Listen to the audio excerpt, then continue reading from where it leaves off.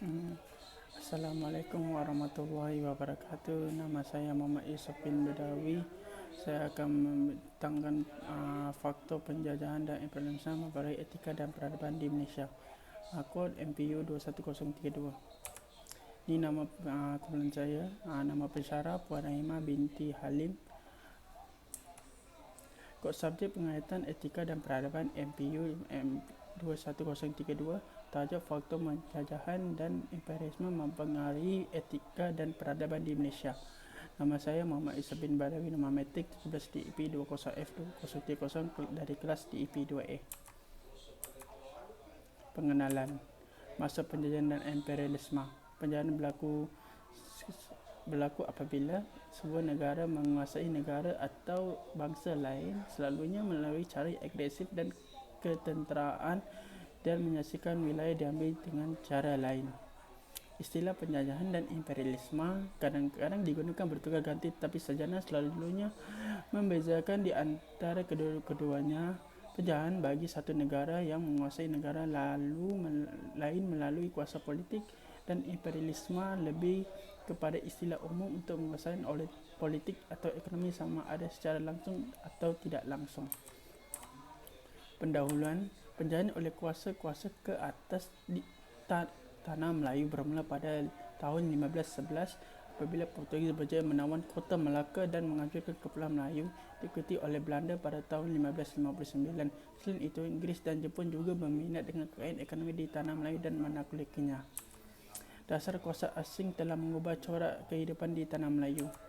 Yang pertama, kehidupan dan tradisi masyarakat Melayu berubah. Yang kedua, struktur pentadbiran yang sedia ada dalam masyarakat diubah oleh kuasa luar.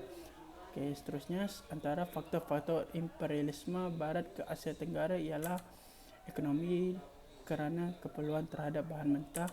Yang kedua, politik kerana ingin meluaskan kuasa. Dan ketiga, sosial kerana adanya tuntutan perkembangan ideologi Barat. Sekian, terima kasih.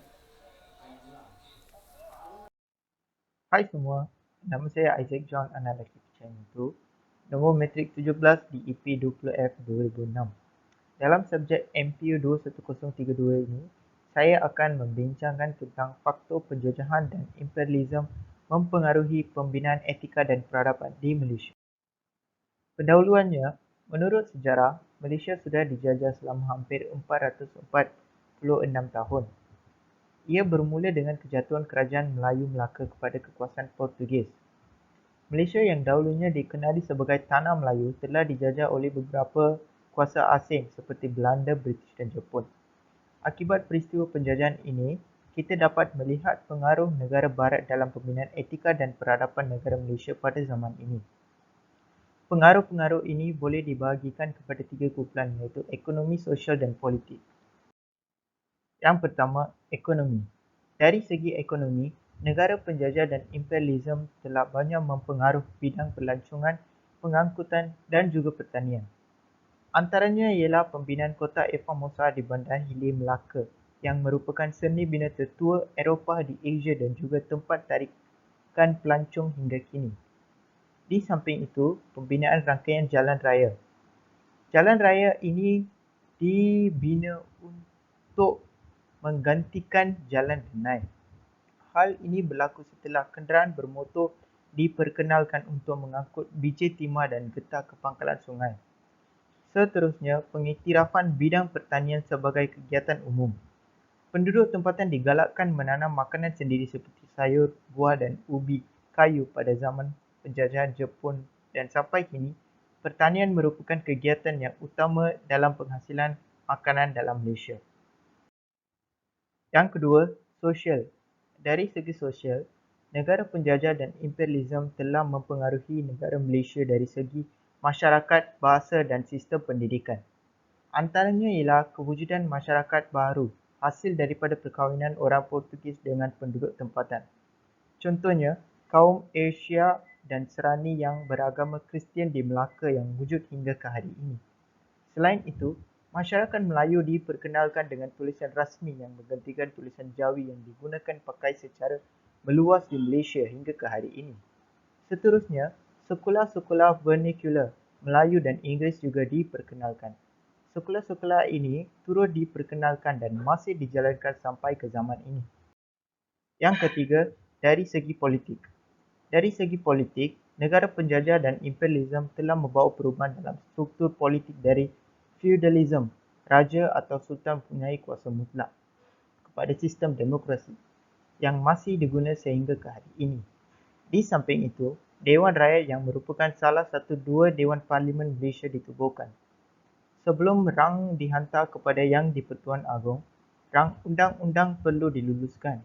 Sedemikian itu, Dewan Parlimen Malaysia diperkenalkan untuk melakukan undian majoriti dan ini juga masih diamalkan dalam kerajaan Malaysia hingga ke hari ini. Antara bahan rujukan yang telah saya layari ialah laman web tersebut. Penutupnya, negara penjajah dan imperialisme seperti British, Portugis dan Jepun telah banyak mempengaruhi etika dan peradaban negara Malaysia dari segi ekonomi, sosial dan politik. Pengaruh ini telah membawa manfaat yang besar kepada Malaysia seperti menubuhkan sekolah vernacular yang menyebabkan lebih banyak rakyat Malaysia mendapat pendidikan yang tinggi, tidak mengira kaum dan bangsa pada hari ini.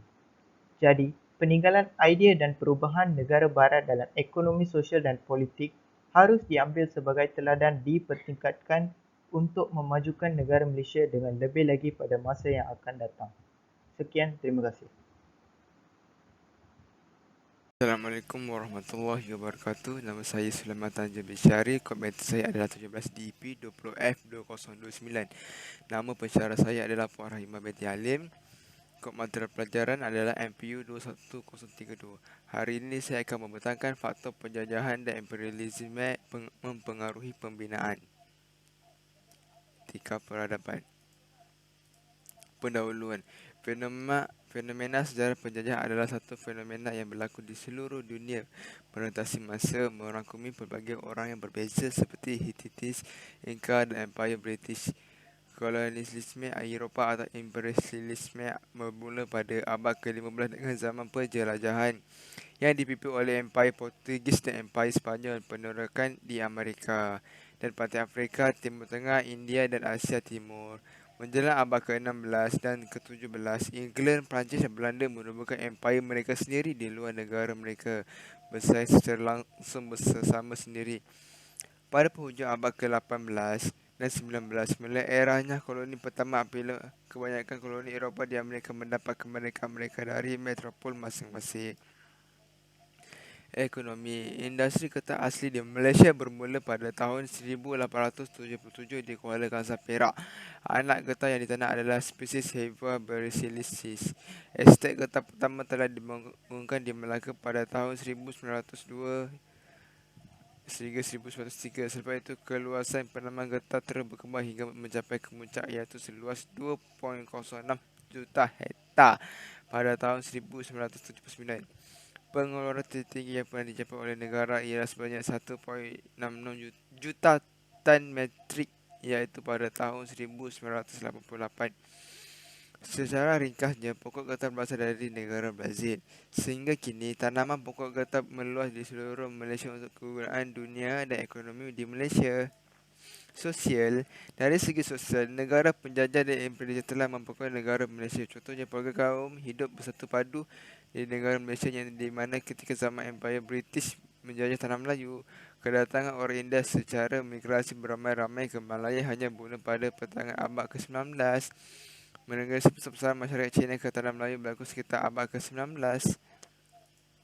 Politik. Dari segi politik, rakyat Malaysia mengambil sistem demokrasi berparlimen yang di mana rakyat boleh mengundi pemimpin setiap 5 tahun. Ketua negara Malaysia ialah yang di-Pertuan Agong iaitu Raja Elektif yang terpilih dari diundi dari kalangan 9 dari Raja Negeri Melayu. Ketua kerajaannya pula ialah Perdana Menteri. Sistem kerajaan Malaysia banyak berdasarkan sistem berparlimen dan sistem perundangan juga berdasarkan Undang-Undang Inggris. Penutup. Negara penjajahan dan imperialisme seperti British, Portugis, Jepun telah banyak pengaruh etika dan peradaban negara Malaysia seperti ekonomi, sosial, politik. Sekian, terima kasih. saya ialah Ashwini Ana Perempuan Elenggo dan nombor matrik saya adalah 17 DEP 20F2005. Hari ini saya akan membuat pembentangan tentang faktor penjajahan dan imperialisme mempengaruhi pembinaan etika dan peradaban di Malaysia. Penjajahan oleh kuasa-kuasa asing ke atas tanah Melayu telah bermula pada tahun 1511 apabila Portugis menghancurkan keagungan Empayar Melayu Melaka diikuti Belanda, Inggeris dan Jepun.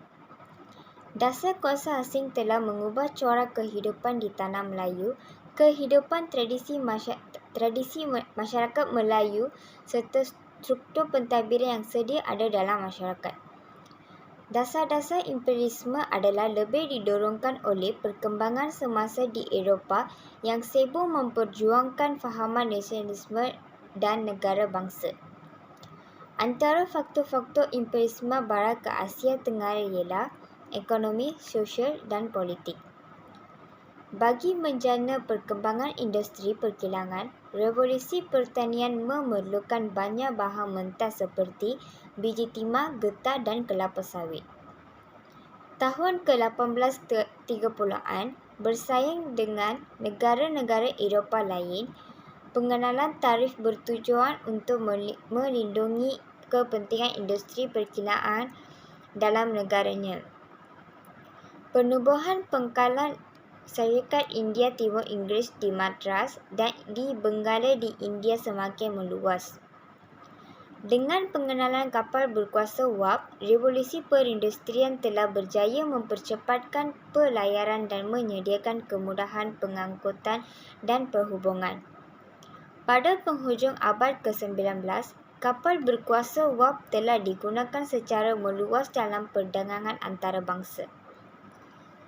Pembukaan terusan Suez pada tahun 1869 berjaya memendekkan jarak perjalanan antara barat dengan timur, mempercepatkan penghantaran barang dan dapat menyimpankan kos.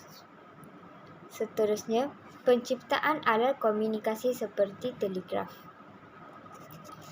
Faktor sosial imperialisme barat ke Asia Tenggara. Orang barat beranggapan menjadi tanggungjawab sosial mereka untuk mentamadkan penduduk Asia Tenggara dan kebudayaan dan tamadunan mereka lebih tinggi dari Asia Tenggara. Mereka melaungkan konsep white man's burden dengan mengikut orang Perancis sebagai mission civilizatris dan orang Amerika sebagai blessing of Anglo-Saxon. Asia Tenggara dilihat sebagai rantau berpotensi oleh orang barat. Mubalik Kristian dan yang berlumba-lumba menyebarkan agama Kristian yang telah menjadi banyak mazhab. Kesan imperialisme barat. Kemasukan penjajah barat ke Asia Tenggara telah menyebabkan hilangnya kepentingan sistem pentadbiran tradisional. Seterusnya, para pemerintah tempatan telah terpaksa menerima para penasihat dan juga mentadbir dari barat. Kuasa Perancis menjadi saingan kepada Britain telah menjajah di Indochina. Kesimpulannya, kepentingan ekonomi serta menyebarkan agama dan kebudayaan mereka memberikan implikasi yang buruk kepada negara tanah jajahan dan mencetuskan gerakan nasionalisme dalam kalangan rakyat tempatan. Terima kasih. Selamat sejahtera. Nama saya Pavitra Andadori. Nama matrik saya 17 DP 20F 2032. Hari ini saya membantahkan tentang faktor penjajahan dan imperialisme mempengaruhi pembinaan etika dan peradaban di Malaysia. Tanah Melayu merupakan kawasan yang strategik yang berada di tengah-tengah jalan perdagangan antara timur dan barat. Sumber alam semula jadinya yang melimpah luas seperti rempah, biji timah dan hasil-hasil hutan menarik minat kuasa asing dari Eropah untuk menguasainya. Portugis, Belanda, British dan Jepun, kuasa-kuasa asing yang telah menjajah tanah Melayu dan mengangkut hasil bumi tanah Melayu untuk kepentingan mereka. British merupakan mereka penjajah yang penting banyak meninggalkan kesan ke atas sosio budaya di tanah Melayu. Penjajahan di tanah Melayu bermula apabila Portugis menaklukki Melaka pada 1511 sehingga 1681. Belanda pada tahun 1681 sehingga 1824. British pada tahun 1824 sehingga 1957. Dan Jepun pada tahun 1981 sehingga 1945. Selain itu, faktor campur tangan British. Pertama, faktor ekonomi. Pada kurun ke-19, beberapa ciptaan terbaru telah berjaya ditemui yang memerlukan penggunaan biji timbang. Biji timbang amat diperlukan dalam perusahaan mengetil makanan dan minuman. Pelaksanaan dasar imperialisme barat ini adalah lanjutan kepada perkembangan sistem ekonomi kapitalisme dan pengalaman suatu dasar ekonomi yang dikenali sebagai merkantilisme pada abad ke-16 dan ke-17. Kapitalisme ialah sistem ekonomi yang menggalakkan pengumpulan modal, hak milik persendirian, persaingan untuk pasaran dan perniagaan untuk keuntungan. Pihak barat, terutamanya British, berlumba-lumba melaksanakan dasar imperialisme bagi tujuan menambahkan sumber dan hasil ekonomi mereka. Tanah Melayu amat terkenal dengan kekayaan hasil bumi. Ini merupakan sebab utama British ingin menjajah dan menguasai segala punca ekonomi dan mengeksploitasi hasil bumi yang ada. Seterusnya, faktor politik. Faktor politik ada 3. Pertama, masalah yang berlaku di negeri-negeri Melayu. Perang saudara antara membesar Melayu yang merebut takhta dan kawasan. Contohnya, di Perak, British mengambil kesempatan ini akibat perbatasan kerajaan Perak dan perbalaan antara kumpulan kongsi gelap Cina. Faktor politik yang kedua ialah perubahan politik dan dasar di Britain. Pihak barat telah melaksanakan dasar kolonialisme dan imperialismenya dalam usaha mengembangkan pengaruhnya ke seluruh pelosok dunia. Perkembangan dasar ini adalah hasil daripada perubatan sistem politik, pandangan hidup dan penciptaan teknologi baru. Daripada perkembangan ini, kegiatan perdagangan antara Asia dan benua Eropah semakin meningkatkan kerana perjalanan yang jauh antara kedua-dua kawasan ini telah dipendahkan. Peningkatan perdagangan ini dapat dilihat daripada pembukaan beberapa pelabuhan yang baru seperti Singapura telah menjadi pelabuhan antarabangsa selepas tahun 1870. Ketiga ialah faktor kebimbangan campur tangan kuasa-kuasa asing. Pengawalan politik dan campur tangan dalam pentadbiran tempatan. Kuasa-kuasa ini boleh masuk dengan mudah melalui persahabatan dan hubungan perekonomian dengan Raja-Raja Melayu. Justru ingin campur tangan dianggap jalan terbaik bagi British untuk mengelakkan fenomena ini. Sosial, penyebaran agama Kristian. Kuasa barat juga mempunyai keyakinan yang sama dengan menggunakan ungkapan tugas untuk menyebarkan dan mengembangkan agama Kristian di Asia Tenggara, dan hasilnya ramai penduduk di tanah jajahan menganut agama ini. Bulannya, zaman penjajahan kuasa asing di tanah Melayu, khususnya British, mendapat tentangan yang hebat daripada penduduk tempatan. Segala pembaharuan yang dilakukan oleh British telah menimbulkan perasaan tidak puas hati di kalangan penduduk tempatan. Oleh yang demikian, ini menimbulkan satu kesedaran dan semangat nasionalisme di kalangan rakyat untuk membebaskan tanah Melayu dari cengkaman kuasa asing. Walau bagaimanapun, penentangan yang dilakukan oleh penduduk tempatan tidak dapat menandingi kekuatan pihak British. Tetapi rakyat tempatan tidak berpuas asa untuk menghalau British dengan pelbagai usaha, khususnya dalam meningkatkan kesedaran dan semangat nasionalisme di kalangan penduduk tanah Melayu, sehinggalah akhirnya tanah Melayu mencapai kemerdekaan. Terima kasih.